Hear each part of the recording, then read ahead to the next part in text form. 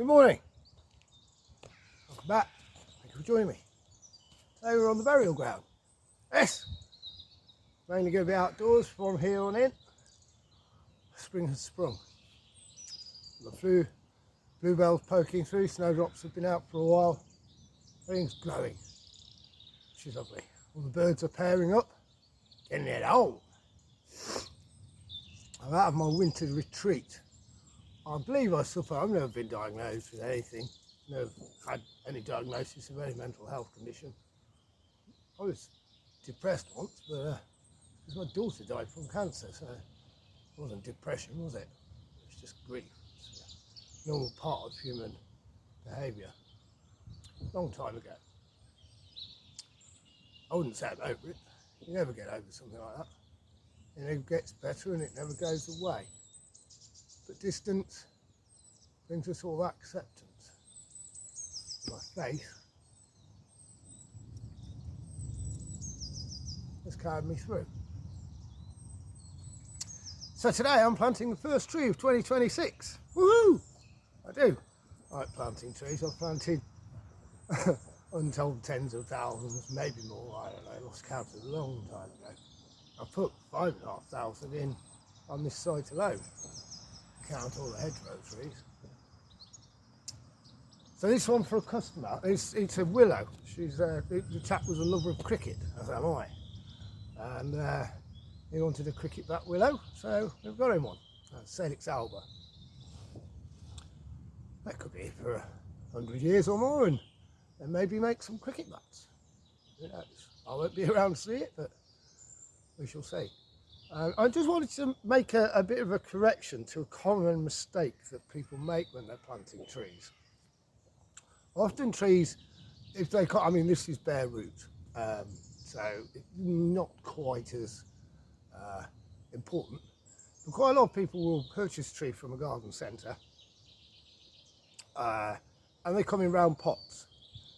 And what you often find is that if it's been in the pot too long, the roots will have girdled. So it's very important to tease those out very gently and spread them out. And another common mistake that people make is that they plant it in a round hole. They see a round pot, so they dig a round hole. And we used to do that years ago, but it's discredited widely now by dendrobiologists. And the optimum shape for a hole that you're planting a tree in, despite it being in a round pot, is square. So you dig a square hole. So you put a round peg in a square hole. Feels counterintuitive. But what we find is, particularly if you've got girdling roots that have gone round the pot, if you plant it like that, they'll continue to do so. They won't reach out, getting, spread out in a nice pattern, reaching for nutrients and water, and anchoring the tree. So you'll find they'll continue to grow like this. The tree won't anchor very well, and it'll rock, and it won't grow its tertiary roots, the very fine fibrous roots that it needs to absorb nutrients and take up water. So, square hole for a tree, despite the fact it may be in a round pot. Gently tease out the roots, and ideally the tree then will head for the corners. So it'll put a strong anchoring root to each of the four corners. So you get north, south, east, west. So it's perfect geometry for stability, which is what the tree needs, because when it gets taller, of course, its biggest threat is wind load, what we call the sail effect, particularly in autumn, when it's windy and the tree's still in full leaf. It has a great sail effect, and even large trees will go, and it's often because when it was planted and never formed that stable east, west, north, south geometry. You see, ribs, see, look, ow, I only want to get really far round as it hurt. Molar has been bloody root filled twice, cost me over 700 quid and it failed, so having that ripped out tomorrow. It's the third from the back upper left molar, so it's one of the ones with the 4 prongs, I think. So my dentist isn't very strong, so he'll no doubt be kneeling on my chest and the ribs will hurt again. But hopefully we'll get the bugger out, and then I'll be walking like this and unable to eat for a few days, which is no good because I'm losing weight at a rate of knots, despite eating as much as I can. I may have to go back to the meat. Even my rings have got loose. I've had to take these ones off because I was scared I was going to lose them. So when your fingers start to go thin, you know you've lost too much weight. I am out of condition. But I'll get there. You know, once the tooth's finished, I'll start eating again. And if I do ever stop the fags, it didn't take this time. I think it's the wrong time for me. I've got a lot of other things going on, and yeah, I think I've set myself up for failure. So once I stop the fags, then I start to eat a lot of sweets and biscuits and stuff like that. So this time next year I'll be quite fat. But with all this work, it'll probably just turn into muscle again. Even my muscles wasted. I've got no fat anywhere. Kidneys and all that's gone. So the only way is up. I mean, I'm much more cheaper. People have made comments worrying about my mental health. I've never been happier. Don't worry about Carly. I'm an unusual character, but not in any way suffering with ill mental health. How can you when this is your office? Sorry about being on the tilt. I managed to snap the top off my stand. When I super glued it, it glued in this position, and they have to re-break it and reset it, which like has happened with my arms over the years, and they've been poorly knit back together. Hoping the ribs don't end up with a lump or a line. If I keep moving, it shouldn't hit. How? It shouldn't hit. I'm on a lot of painkillers. I'm amazed it's hurting. Yeah, hopefully they'll knit together and it won't remind me in a few years.